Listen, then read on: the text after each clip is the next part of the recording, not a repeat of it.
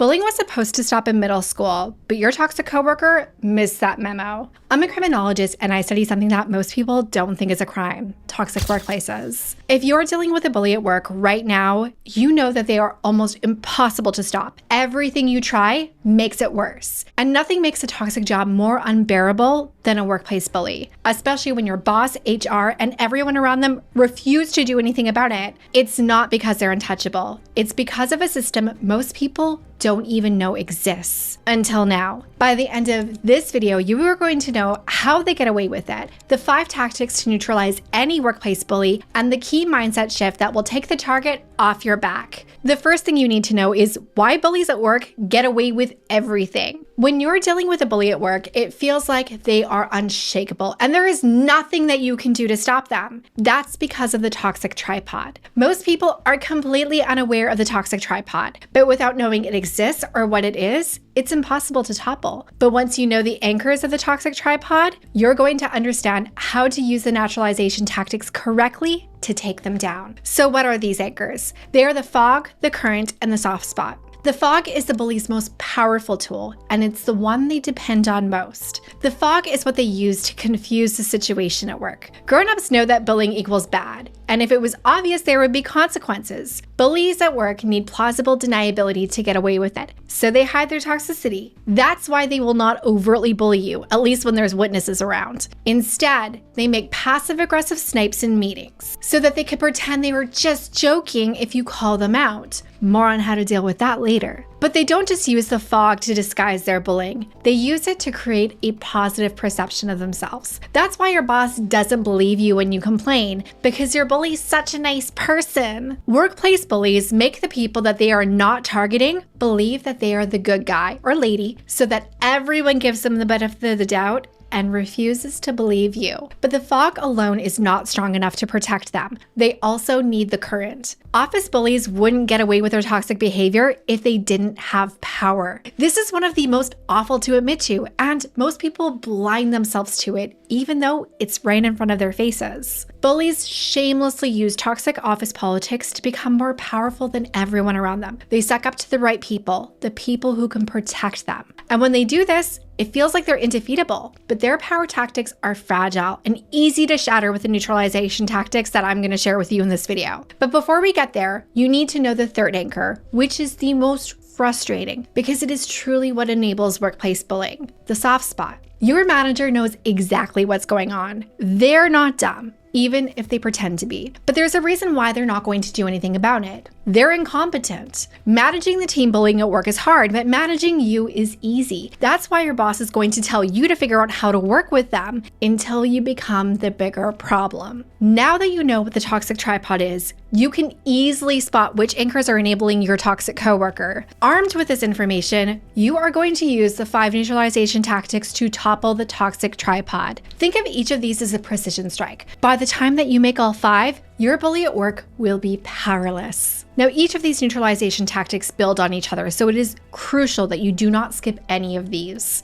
So let's get right into the neutralization tactics. And you need to start with tactic 1 because none of the other tactics are going to work without this one. You are going to go against every instinct that you have, which is what I call ego ghosting. I want you to think about a time that you've been targeted by a toxic person at work or a bully at work. Consider the interaction, what they said, and I want you to answer this question. What was their goal? Feel free to leave that in the comments. Was their goal to torture you and make your life miserable? Yes. But did they do or say what they did specifically to get your exact reaction? Also yes. Your reactions are predictable because when they trigger you, you will do one of 2 things: defend yourself or shut down. Either way, they win and you lose, which seems counterintuitive, doesn't it? Because you're supposed to stand up to bullies and defend yourself. You don't want anything to think that they're right, so when your toxic coworker belittles you in a meeting, your first instinct is to stand up for yourself. When they nitpick your idea, you justify it. But when you do, you are walking directly into their toxic trap. And you quickly learn that you cannot defend yourself against them. They always turn it on you, make themselves the victim, or make you look unhinged. So now when they make a snarky remark and turn you into the butt of their joke, you don't defend yourself. you go quiet. You try to pretend that you are unfazed, but everything about your presence from that moment forward proves that the bully won. You shrink. You try to make your face look like you don't care, and you isolate yourself. Their success depends on that isolation. They want you to have no one on your side. That's why bullies will spread rumors and sabotage your relationships with your coworkers and make you believe that nobody likes you. To neutralize your bully at work, you need to go against this instinct, and you need to do this. Instead of letting them alienate you from everyone at work, you're going to do the opposite. Make a point to connect with others, with your coworkers, with leadership, with people on other teams at your company. The more people who know you, like you, and trust you, the more likely you are to have someone who stands up for you or talk about what an idiot the bully is behind their back. Because let's be honest, almost no one actually likes the bully at work. Most people are just playing nice because they don't want to be next. This is how you can become more powerful and shut down your bully. Put a pin in that because we're going to talk more about it in just a little bit. Now, when it comes to reacting, they are counting on you to do it. That's why they're pushing your buttons. Not only will refusing to react throw them off their game, but there is something more powerful than reacting that you are going to do instead. Respond with intention. Which brings us to the second tactic to neutralize a bully at work. This one is my favorite because this is the one that will send them scrambling, and it is so satisfying to watch. You are going to dissolve the fog. When it comes to toxic people at work, like an office bully, sunlight is the best disinfectant. As I mentioned earlier, bullies are smarter than that. They know that if they're exposed, they are going to be held accountable. So they operate with plausible deniability. They're passive aggressive. Everything is framed in a way that they could pretend that it was a joke and that you took it the wrong way. When you dissolve the fog, you leave them with nowhere to hide. My favorite tactic to dissolve the fog is shockingly simple. Ask a clarifying question. Most bullies lean heavily into passive aggression. That's why when you try to defend yourself, they pretend that it was just a joke, which obviously they were not joking, or that you're overreacting, and then they get away with it. Passive aggression is a power move that lets them conceal their toxicity. So they make snarky comments in meetings to offend you and subconsciously plant seeds of doubt in everyone around you. If you don't react, they win because that doubt is contagious. But when you respond strategically, you turn the tables and everyone in the room is going to be staring at them, not you. Next time a bully at work makes a passive-aggressive comment, just ask, "What do you mean?" They are not going to explain their toxicity. They need to hide it. So they're going to backpedal hard. Or they're going to pretend that they were just joking. This is where you can twist the knife if you feel like it. Play dumb and ask them to explain it. "I don't get it. Can you explain the joke?" Helpful tip. Rehearse keeping a straight face because you are going to need it at this point. This will be really easy to do once you have put the third neutralization tactic into practice. Confession. This is probably one of the hardest ones to do, but it is going to make you untouchable to toxic people at work.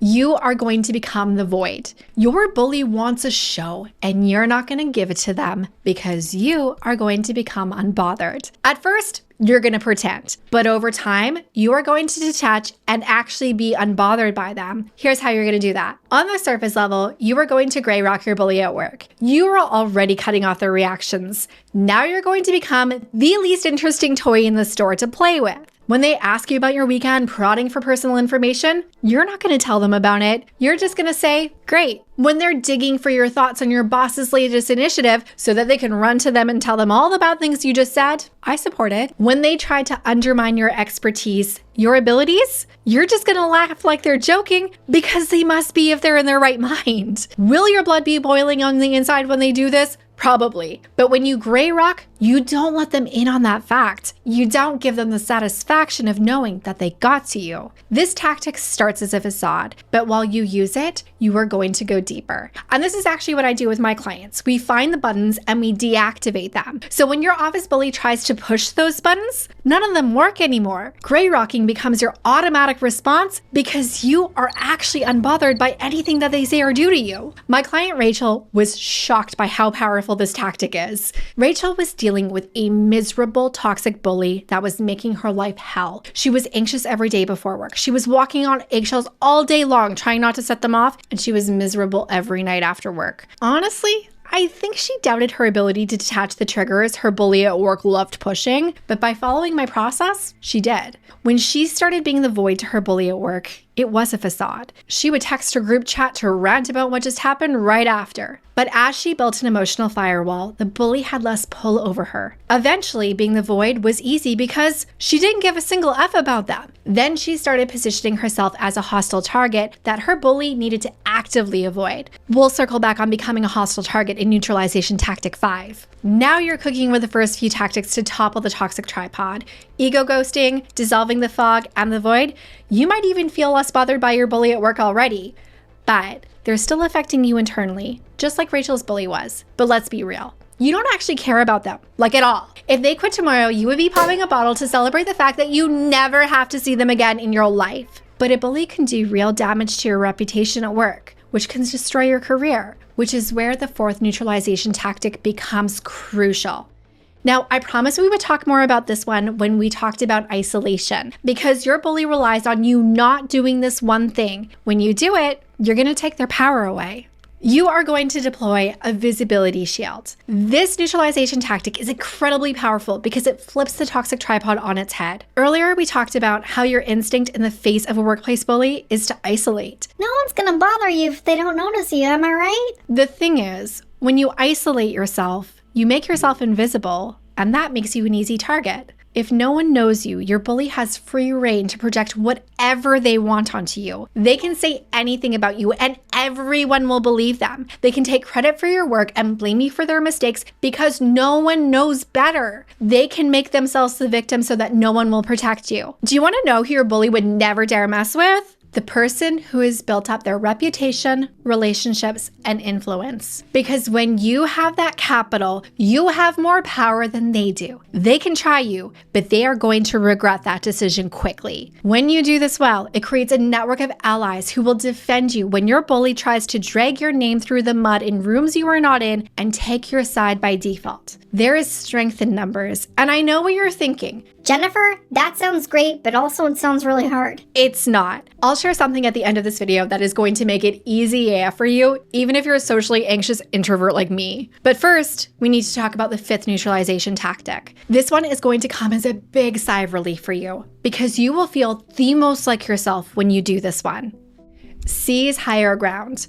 No one seems to talk about the fact that bullies rely on one of the weakest power tactics out there: fear. There is a reason why fear as a manipulative tool is a thread across so many criminological theories. It's effective. The primary job that your brain has is avoiding danger. It prioritizes keeping you safe above everything else, even when it's illogical and against your best interest. In the context of work and workplace bullying specifically, we need to unpack how fear is used, because it's not just your fear. Bullies learn in kindergarten how this works, and they never grow out of it. They become the office bully, and they don't just intimidate their target, they intimidate everyone around them. Because when your coworkers see your bully terrorizing you, they feel bad, but they're afraid that if they speak up, if they protect you, that they're going to be the next target. Self-preservation is a powerful drug. So instead of calling your bully out for their crass comment, they look the other way. They laugh along so the bully has no reason to pick on them next. When the bully at work is feared, they are untouchable. But it's incredibly easy to take this power tool away from your bully at work.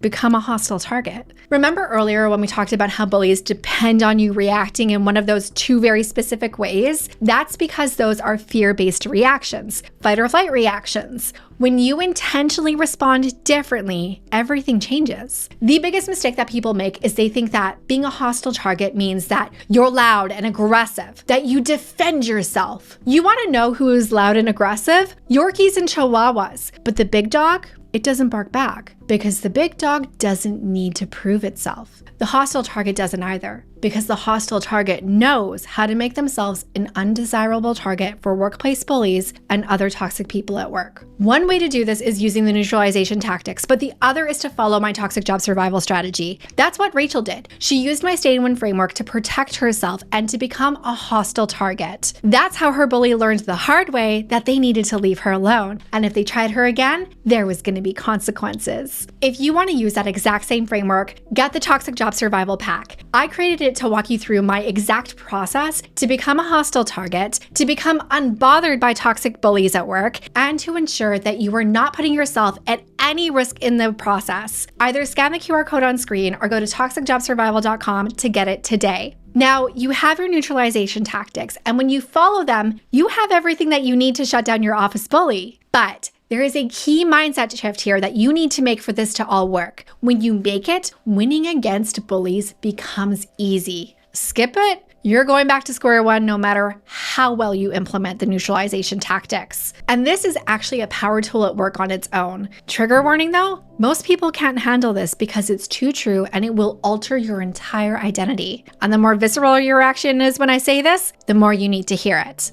You are not a victim at work. Most of my clients who experience bullying at work are not experiencing bullying for the first time. They've been bullied their whole lives. And I get it. I was bullied so badly in high school that I had to change schools. But now I clearly see through the dynamic of who gets bullied and who gets left alone. The neutralization tactics have the ability to remove the target off your back. But the key differentiator between the person who becomes able to shut down the bully and the person who will continue being bullied is a victim mindset. When you are bullied at work, you are forced into a victim mentality. You expect to be bullied at work and you feel powerless to do anything to stop it. That makes you subconsciously send silent signals that you're not going to fight back. But when you shift it, you become unmesswithable. So, how do you do this? Well, it's not a flip that you switch, but the offset is simple. Feeling powerful decays a victim mindset. Learning power moves at work that will shut down bullies and toxic people is going to fast track this mindset shift for you.